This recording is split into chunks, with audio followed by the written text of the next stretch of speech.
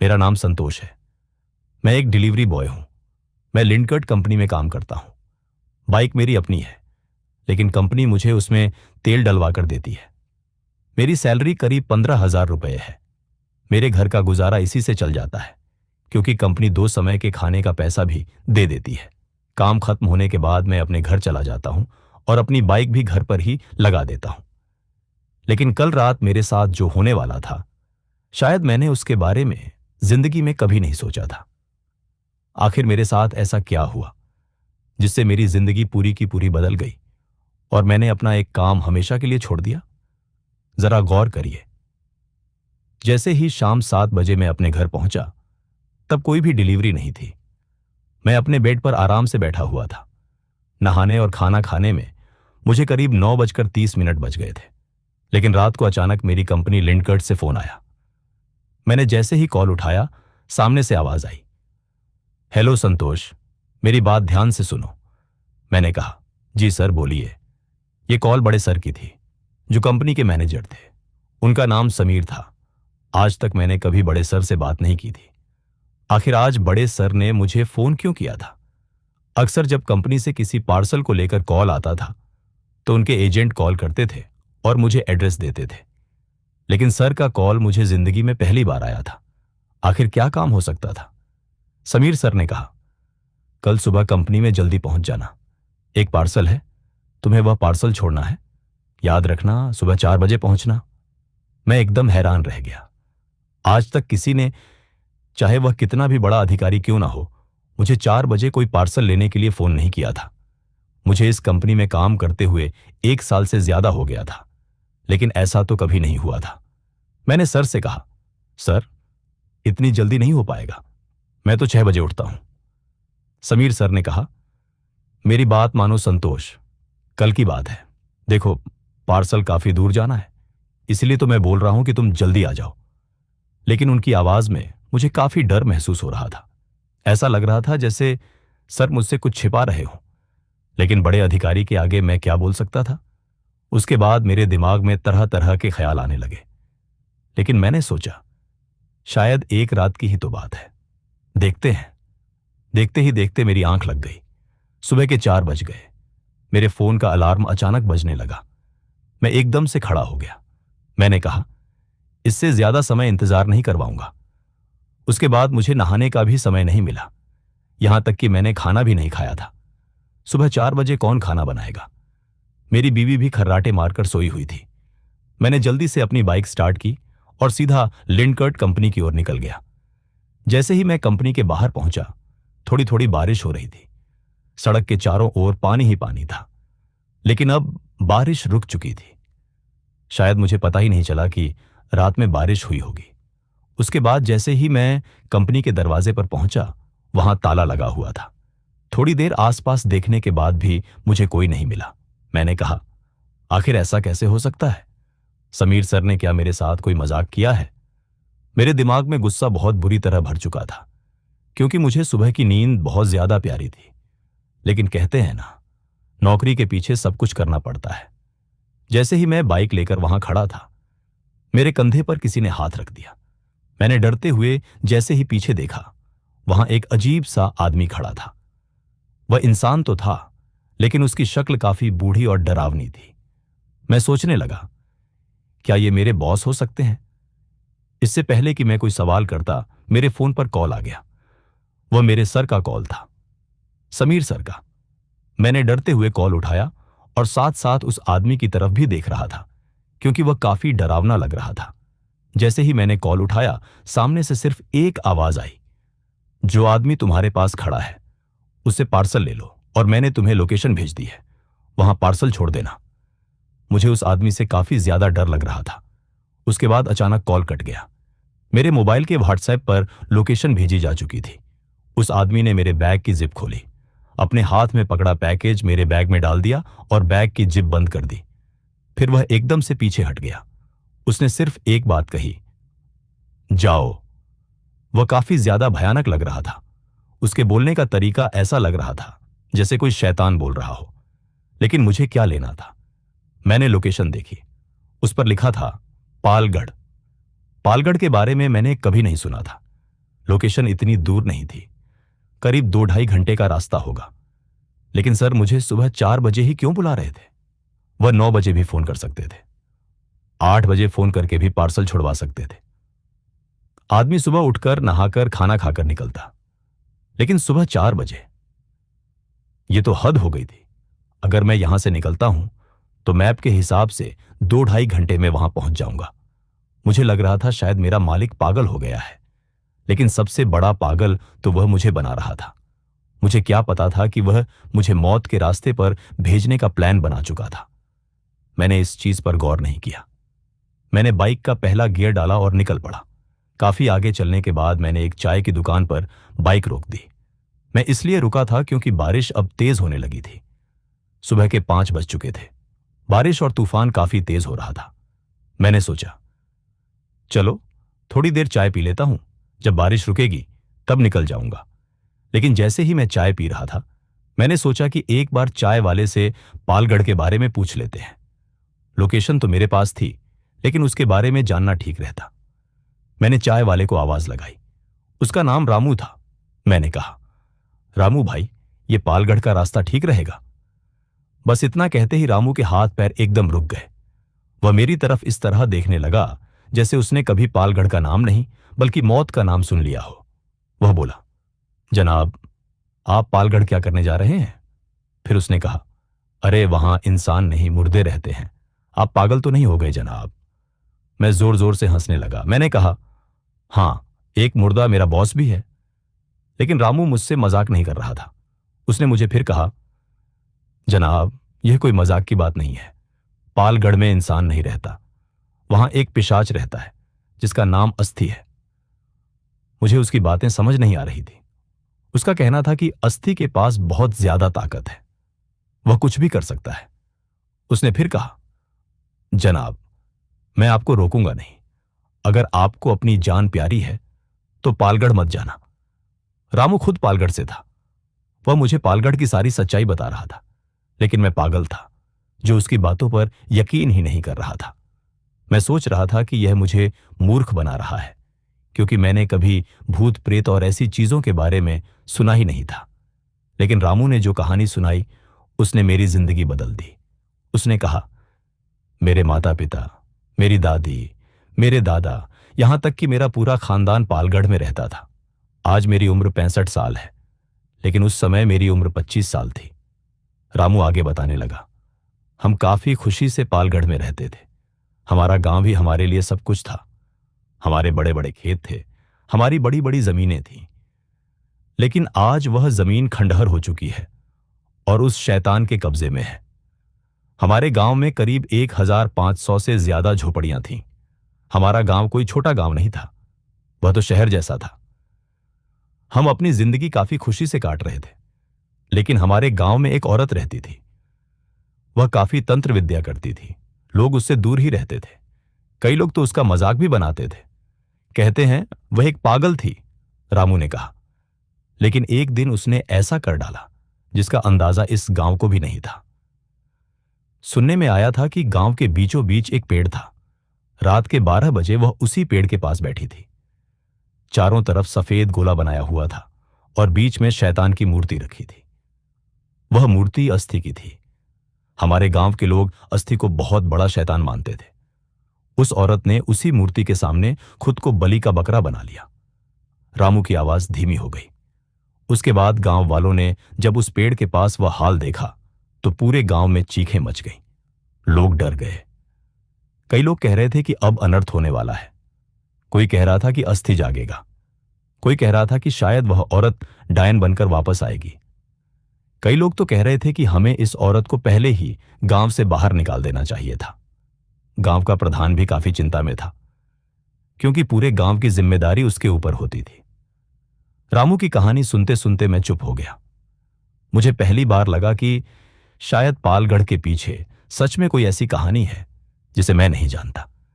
लेकिन मुझे अभी भी यह नहीं पता था कि यह कहानी मेरे साथ किस तरह जुड़ने वाली थी। रामू ने अपनी बात आगे बढ़ाई। उसने कहा, जिसको भी कोई दिक्कत होती थी वह सीधा प्रधान के पास ही जाता था। कई लोग तो गांव छोड़कर जाने की तैयारियां करने लगे थे, लेकिन प्रधान काफी बड़े आदमी थे उनके चारों तरफ बड़े बड़े ताकतवर आदमी रहते थे जो उनकी रक्षा करते थे। लेकिन कहते हैं ना, इंसान से बचाया जा सकता है, शैतान से नहीं। रामू कुछ पल के लिए चुप हुआ। फिर उसने कहा, उस रात प्रधान सोए हुए थे, लेकिन उन्हें किसी चीज का एहसास होने लगा। उन्हें नींद नहीं आ रही थी। उसी चीज के बारे में सोच सोचकर वह काफी चिंतित थे। लेकिन जैसे ही सोचते हुए उनकी नजर सामने की ओर पड़ी, अस्थि उनके कुछ ही दूर खड़ा था। वह एक महाशक्तिशाली शैतान था। रामू की आवाज में अब डर साफ दिखाई दे रहा था। प्रधान एकदम से खड़े हो गए। अस्थि का चेहरा ऐसा था कि अगर कोई उसे देख ले तो शायद उसकी पूरी जिंदगी की नींद ही उड़ जाए। प्रधान काफी ज्यादा डर चुके थे। उनके मुंह से आवाज नहीं निकल रही थी कि वह अपने गांव वालों या किसी मदद वाले को बुला पाते। उसके बाद प्रधान ने भागने की कोशिश की, लेकिन वह अपनी जगह से हिल नहीं पा रहे थे। अस्थि ने उनका गला पकड़ा और एक ही बार में उनकी गर्दन को उल्टा कर दिया, जिसके कारण प्रधान ने उसी जगह दम तोड़ दिया। रामू ने आगे कहा, जैसे ही सुबह सभी लोग इकट्ठे हुए, गांव वालों ने जो देखा उसे देखकर उनके मन में इतना डर पैदा हो गया कि कई लोग उसी दिन अपने अपने घर छोड़कर चले गए। प्रधान की हालत देखकर लोग और भी ज्यादा डर गए थे। आधा गांव तो एक दिन में क्या, 2 घंटे में ही खाली हो गया। अब गांव में करीब 100-150 लोग ही रह गए थे। हमारे गांव में कोई सलाहकार नहीं था, कोई प्रधान नहीं था जिसके अंदर यह गांव चल सके और जो हमें कोई सलाह दे सके। रामू ने मेरी तरफ देखा। उसकी आंखों में पुराने डर की झलक साफ दिखाई दे रही थी। फिर उसने कहा, उसके बाद हमारे परिवार में भी काफी ज्यादा डर था। मेरे पिताजी तो कह रहे थे, चलो रामू, अभी गांव छोड़कर चलते हैं। लेकिन मैं उनकी बात काटकर कह रहा था कि शायद कोई और कारण हो सकता है। मैंने कहा, पिताजी, कुछ दिन और देख लेते हैं। अगर हमारे गांव में कोई घटना होती है तो हम भी निकल जाएंगे। रामू ने गहरी सांस ली, फिर बोला, यही मेरी समझदारी थी या बेवकूफी, इस कहानी पर जरा गौर करना। अगली रात जैसे ही मैं अपने बिस्तर पर सोया हुआ था, करीब रात के 1:30 बज चुके थे।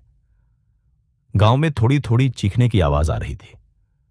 मैंने उस पर गौर नहीं किया, क्योंकि अक्सर जंगली कुत्ते हमारे गांव के आसपास होते थे। लेकिन वह आवाज किसी जंगली कुत्ते की नहीं थी, वह इंसानों की आवाज थी। यह आवाज थोड़ी थोड़ी देर बाद बढ़ती जा रही थी।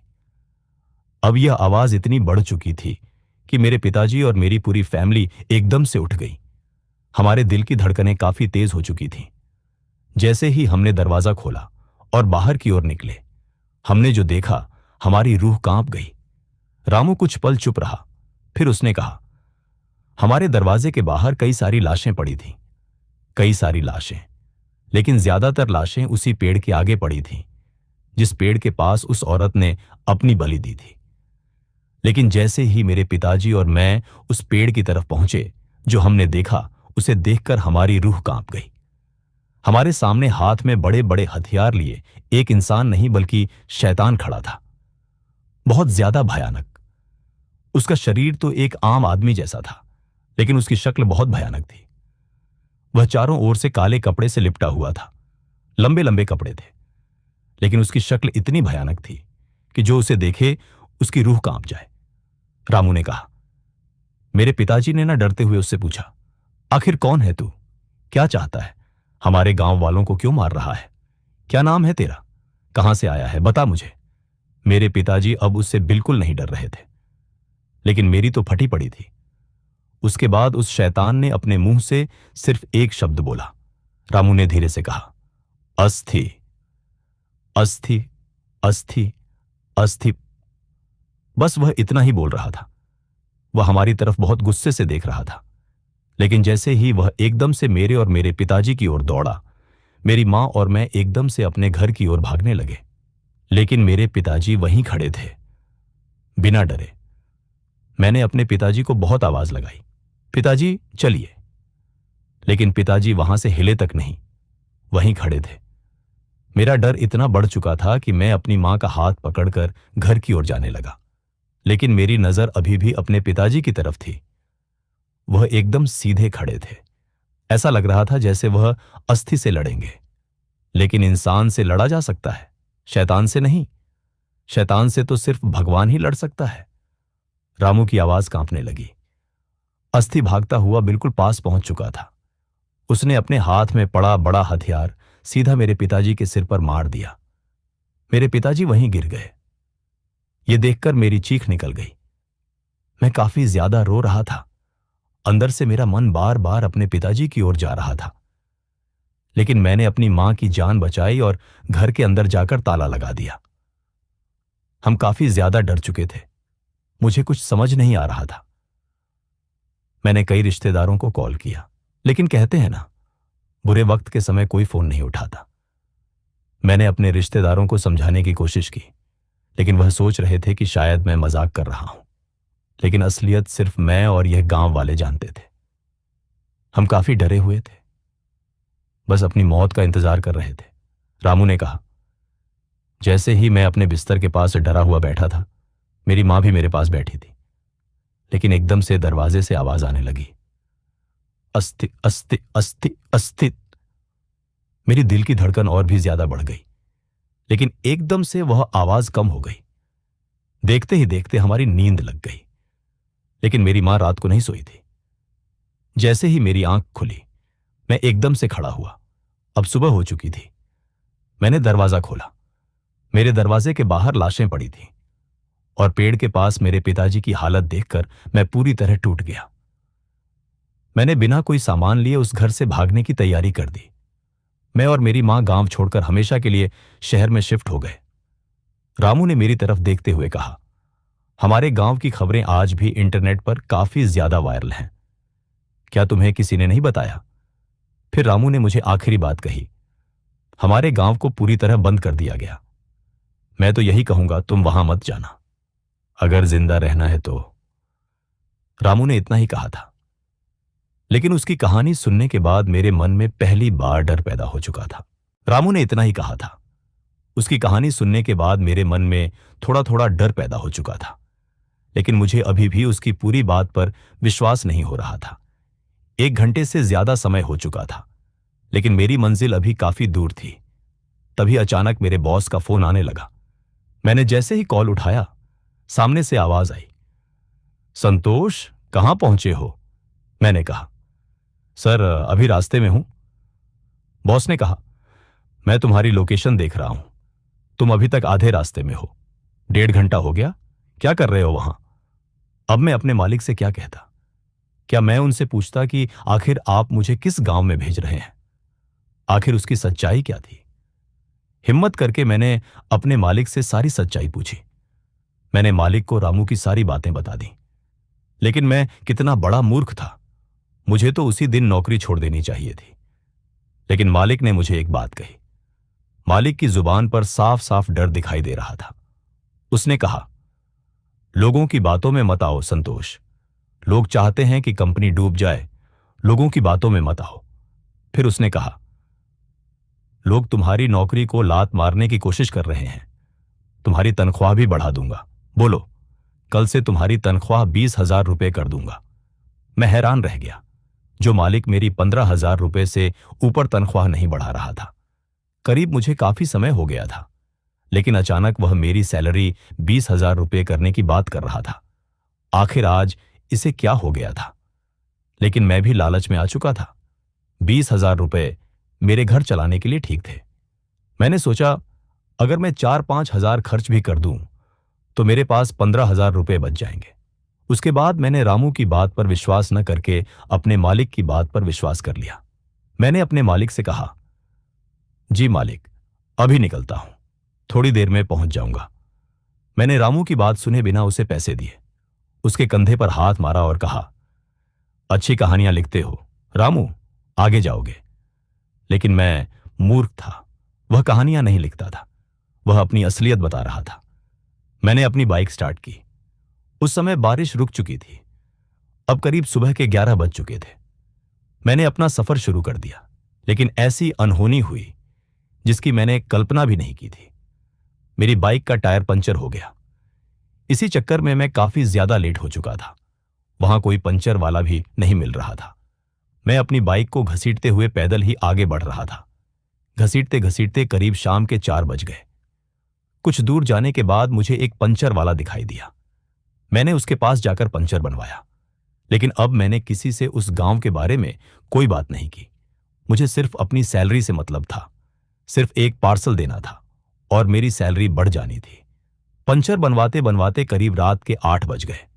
वह पंचर बनाने वाला इतना धीरे काम कर रहा था कि मैं परेशान हो गया।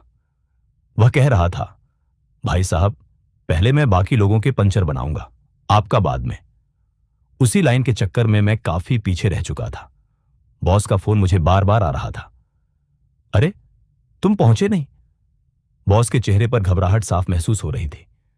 जैसे ही मैंने बॉस का कॉल उठाया, उसने कहा, मेरी बात सुनो, रात होने वाली है, जल्दी से वहां पार्सल दे आओ। क्या कर रहे हो? उसके चेहरे पर डर दिखाई दे रहा था। मैंने उससे कहा, मालिक, कोई बात नहीं, दे दूंगा पार्सल, अभी पहुंच जाऊंगा। लेकिन वह मालिक मुझसे कुछ छिपा रहा था। ऐसा लग रहा था जैसे रात होते ही वहां कुछ होने वाला हो। मैंने मालिक से कहा, रात हो गई तो फिर क्या हो जाएगा? अक्सर कई बार मैंने रात को भी डिलीवरी की है। लेकिन मालिक कुछ बोलने की कोशिश कर रहा था। वह कुछ कह नहीं पा रहा था। शायद वह मुझसे कुछ छिपा रहा था। उसके बाद अचानक कॉल कट गया। रात के करीब 8:30 बज चुके थे। मैं एक हाईवे पर पहुंच गया, जहां से एक छोटा सा मोड़ अंदर की ओर जा रहा था। वहां एक बोर्ड लगा था। उस पर लिखा था, पालगढ़, 3 किलोमीटर। मैंने अपनी बाइक पालगढ़ के उस मोड़ के अंदर घुसा दी। रास्ता काफी ज्यादा कच्चा था। पत्थर पड़े हुए थे और रास्ता काफी रेतीला था। आसपास बहुत सारे पेड़ थे। जंगल जैसा इलाका लग रहा था। मैं आगे बढ़ता जा रहा था। करीब 3 किलोमीटर आगे जाने के बाद मेरी नजर एक बैरिकेड पर पड़ी। मैं जैसे ही उस बैरिकेड को देख रहा था, मुझे रामू की बातें याद आने लगीं। रामू ने कहा था कि उस गांव पर अब ताला लग चुका है। तो फिर मालिक मुझसे क्या छिपा रहा था? अगर रामू की बात सच हुई तो? मेरे दिमाग में तरह तरह के ख्याल आने लगे। तभी मेरी नजर सामने खड़े एक आदमी पर पड़ी। वह काफी बड़ा आदमी लग रहा था। वह मुझे अंदर आने का इशारा कर रहा था। ऐसा लग रहा था जैसे पार्सल उसी ने मंगाया हो। मैंने बाइक आगे बढ़ा दी। जैसे ही मैं उस बूढ़े आदमी के करीब पहुंचा, उसने कहा, शुक्र है तुम आ गए, मैं तो तुम्हारा इंतजार कर रहा था। मैंने अपने बैग से पार्सल निकाला। मैंने कहा, जी बड़ा जी, ये लीजिए और ओटीपी बता दीजिए। लेकिन उसने मुझे एक बात कही, अरे बेटा, मेरा मोबाइल तो अंदर ही छूट गया। फिर उसने कहा, चलो चाय नाश्ता करो, ओटीपी ले जाना और पैसे भी ले जाना। मैंने कहा, इतना समय नहीं है, मेरे पास और भी काम है। लेकिन वह इतनी जिद कर रहा था कि मैं परेशान हो गया। वह कह रहा था, जाओ पार्सल वापस ले जाओ। मैं क्या करता, यह बूढ़ा मान ही नहीं रहा था। बात एक ही जगह आकर रुक गई थी। वह कह रहा था, अंदर चलो, तभी ओटीपी दूंगा, पार्सल वापस ले जाओ। मैंने अपने मालिक को कॉल करना सही नहीं समझा। यही मेरी सबसे बड़ी गलती थी, जो मुझे नहीं करनी चाहिए थी। लेकिन मैंने फिर भी उस बूढ़े आदमी की बात मान ली। मैंने उससे कहा, जी जल्दी करिए, चलते हैं। मुझे क्या पता था कि यह बूढ़ा आदमी मेरी बलि देने के चक्कर में था। मैं जैसे ही आगे बढ़ा, मैंने उस बैरिकेड की तरफ देखा। मैंने बूढ़े आदमी से कहा, चाचा, यहां तो कोई रास्ता ही नहीं है, ये बैरिकेड क्यों लगाए हैं? चाचा ने कहा, यहां जंगली जानवर अक्सर आते हैं, इसलिए हम गांव वालों ने बचने के लिए लगाए हैं। हमारे बच्चे अक्सर यहां घूमते हैं। लेकिन वहां मुझे कोई बच्चा दिखाई नहीं दे रहा था। किसी घर में लाइट दिखाई नहीं दे रही थी। मुझे अब साफ लग रहा था कि यह बूढ़ा मुझे मूर्ख बना रहा है। लेकिन मुझे सिर्फ ओटीपी और पैसों से मतलब था। उसका पार्सल छोटा जरूर था, लेकिन उसकी कीमत बहुत ज्यादा थी। उस पार्सल की कीमत करीब 85,000 रुपये थी। मैंने सोचा, बस पार्सल दे दूंगा और अपना काम पूरा कर दूंगा। उसके बाद मैं वहां से निकल जाऊंगा। लेकिन मुझे नहीं पता था कि मैं जिस जगह जा रहा हूं, वहां मेरे लिए कुछ और ही इंतजार कर रहा था। बूढ़ा मुझे बैरिकेड के चारों ओर घुमाने लगा। मैं उसके पीछे पीछे चल रहा था। मुझे एक जगह नीचे की तरफ एक छोटा सा रास्ता दिखाई दिया, जहां से अंदर जाया जा सकता था। वहां से जाने के लिए काफी नीचे होकर घुसना पड़ता था। बूढ़े ने मेरी तरफ देखते हुए कहा, चलो नीचे होकर चलो। मैंने मन ही मन सोचा कि आखिर कैसा रास्ता है, यहां कोई एंट्री गेट ही बना लेते। लेकिन मैं चुप रहा। जैसे ही मैं उस छोटे से रास्ते से गांव के अंदर घुसा, मेरे दिल में एक अजीब सी बेचैनी होने लगी। अब मुझे साफ साफ समझ आ रहा था कि यह गांव इंसानों का गांव नहीं, बल्कि एक श्रापित गांव है। मुझे रामू की कही हुई बातें बार बार याद आ रही थी, लेकिन मैं फिर भी आगे बढ़ता रहा। बूढ़ा आगे जा रहा था। कुछ दूर जाने के बाद उसने अचानक मेरा हाथ पकड़ लिया और मुझे एक झोपड़ी की तरफ ले जाने लगा। उसने कहा, जल्दी करो, इतना समय नहीं है, सुबह हो जाएगी, फिर तुम्हारा मालिक तुम्हें गालियां निकालेगा कि इतना लेट क्यों हो गए। मैं उसकी बात सुनकर और भी परेशान हो गया। उसी समय मेरे मालिक का फोन आया। मैंने तुरंत फोन उठाया। मालिक ने कहा, संतोष, एक काम करो, पार्सल आज रात मत देना, कल सुबह देना, आज समय ठीक नहीं है। मैं यह सुनकर हैरान रह गया। मैं सोचने लगा, मालिक पागल तो नहीं हो गया? इतनी देर से वह मुझे जल्दी पहुंचने के लिए कह रहा था और अब अचानक कह रहा था कि आज रात पार्सल मत देना। मैं उससे कुछ पूछ पाता। उससे पहले ही बूढ़ा मेरा हाथ इतनी जोर से खींचने लगा कि मेरा ध्यान फोन से हट गया। इसी चक्कर में मेरा फोन कट गया। मैं मालिक से ठीक से बात भी नहीं कर पाया। बूढ़ा मुझे झोपड़ी की बजाय एक पेड़ के पास ले गया और वहां जाकर मैंने जो देखा, मेरी रूह कांप गई। मेरे दिल की धड़कन तेज हो गई। वहां मेरे सामने एक भयानक दानव खड़ा था। उसके मुंह से सिर्फ एक ही शब्द निकल रहा था, अस्थि, अस्थि, अस्थि। बूढ़ा मुझे खींचता हुआ उसी की ओर ले जाने लगा। मैंने पार्सल अभी भी अपने हाथों में पकड़ा हुआ था, लेकिन मुझे नहीं पता था कि इस पार्सल के अंदर आखिर क्या था। बूढ़े ने मेरे हाथ से पार्सल ले लिया। उसने जैसे ही उसे खोला, मेरी आंखें फटी की फटी रह गईं। उसके अंदर कोई मोबाइल नहीं था, कोई एक्सेसरी नहीं थी, बल्कि जो चीज निकली उसे देखकर मेरे होश उड़ गए। उसके अंदर एक इंसान का दिल था। मैं कुछ समझ पाता उससे पहले अस्थि ने उस दिल को अपने हाथ में पकड़ा। वह जोर जोर से हंसने लगा और एक ही बार में उसे खा गया। मेरी तो रूह ही कांप चुकी थी। मेरी आंखें फटी की फटी रह गई थीं। मैं वहां खड़ा बस उसे देख रहा था। बूढ़ा पास में खड़ा हंस रहा था। अस्थि ने मेरी तरफ देखा, फिर वह मेरी ओर बढ़ा। उसने मेरा हाथ पकड़ लिया और मेरे हाथ को सूंघने लगा। मैं डरते हुए बोला, मैंने सेंट नहीं लगाया आज।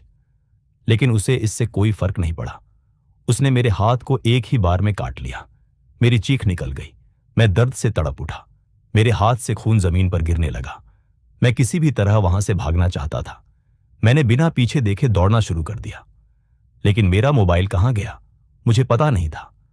मैं बस किसी भी हालत में वहां से निकलना चाहता था। तभी मेरे पीछे अस्थि था। मैं जैसे तैसे उस छोटे से रास्ते तक पहुंचा जहां से मैं अंदर आया था। मैं बाहर निकलने की कोशिश कर रहा था, लेकिन अस्थि मेरे पीछे खड़ा था। उसने अपना मुंह बड़ा किया और मेरे पैर को एक ही बार में अपने मुंह में ले लिया। मेरा पैर भी बुरी तरह घायल हो गया। मुझे इतना दर्द हो रहा था कि शायद मैं किसी को बता भी नहीं सकता था। यह दर्द सहन से बाहर था। मैं अब बाइक के गियर डालने तक में असमर्थ था। मैं जैसे तैसे रेंगते हुए अपनी बाइक तक पहुंचा। मैंने बाइक स्टार्ट की, लेकिन मुझसे गियर नहीं डाला जा रहा था। मेरे चारों तरफ डर ही डर था। अस्थि उसी गांव के अंदर खड़ा था। जिस जगह से मैं आया था वह वहीं खड़ा रहा। वह गांव से बाहर नहीं आया। मैंने किसी तरह बाइक को एक पैर से स्टार्ट किया, फिर एक तरफ बैठकर बाइक चलाने लगा। मैंने जैसे तैसे गियर डाले। मेरी बाइक आगे बढ़ चुकी थी। मेरे दिमाग में सिर्फ एक ही बात थी, मुझे किसी भी हालत में यहां से जिंदा निकलना था। मेरा बैग वहीं छूट चुका था। मेरा मोबाइल भी मुझे नहीं मिल रहा था। मैं जैसे तैसे उस कच्ची सड़क से बाहर निकला और हाईवे पर पहुंच गया। मैं अब बुरी तरह थक चुका था। मेरी हालत ऐसी हो चुकी थी कि मैं वहीं बेहोश होकर गिर गया। मुझे लग रहा था कि शायद आज मैं जिंदा नहीं बचूंगा। लेकिन तभी अचानक मेरे सामने एक गाड़ी आकर रुकी। गाड़ी से दो लोग बाहर निकले। उन्होंने मुझे उठाया, गाड़ी में बैठाया और अस्पताल ले गए। वह सरकारी अस्पताल था। वहां मेरा मुफ्त में इलाज चला, लेकिन मेरा हाथ और पैर आज भी मेरे पास नहीं थे। फिर भी मैं जिंदा था। मेरे पास कई डॉक्टर और नर्स खड़े थे। मैंने उन लोगों को अपने साथ हुई सारी बात बताई। कई लोगों ने मेरी बात पर विश्वास किया, लेकिन कई लोग मुस्कुराने लगे। ऐसा लग रहा था जैसे वह मेरा मजाक उड़ा रहे हों। उन्हें ऐसा लग रहा था जैसे मेरा कोई एक्सीडेंट हुआ हो, लेकिन असलियत मैं जानता था। मैंने डॉक्टरों से फोन मांगा। उन्होंने मुझे फोन दिया। मैंने उसी नंबर पर कॉल किया जिस नंबर से मेरे मालिक का कॉल आया था। मैंने नंबर मिलाया। कुछ देर बाद कॉल उठा। लेकिन सामने से सिर्फ एक ही आवाज आई, अस्थि, अस्थि, अस्थि। मैंने तुरंत फोन काट दिया। अब मुझे अपने मालिक पर भी शक होने लगा था। मैं अपने मालिक को अच्छी तरह जानता भी नहीं था, क्योंकि उसका कॉल मुझे पहली बार ही आया था। मैंने हर जगह पता किया, कई जगह संपर्क किया। मैंने अपनी लिंडकट कंपनी के मालिक के बारे में पता किया, लेकिन जो सच सामने आया उसने मेरे होश उड़ा दिए। उस कंपनी का मालिक कोई आदमी था ही नहीं। उस कंपनी की मालकिन एक औरत थी। मेरे दिल की धड़कन और तेज हो चुकी थी। आखिर जिस आदमी का फोन आया था और जो अपने आप को मेरा मालिक बता रहा था, वह कौन था? मुझे आज भी उस चीज का पता नहीं। लेकिन उस दिन के बाद मैंने अपनी कंपनी से इस्तीफा दे दिया, और आज भी मेरे मन में वही सवाल है, आखिर वह कौन था और वह मुझे पालगढ़ ही क्यों भेजना चाहता था? क्या वह सच में अस्थि था, या फिर अस्थि के पीछे कोई और राज छिपा हुआ था? यह सवाल आज भी मेरे सामने खड़ा है।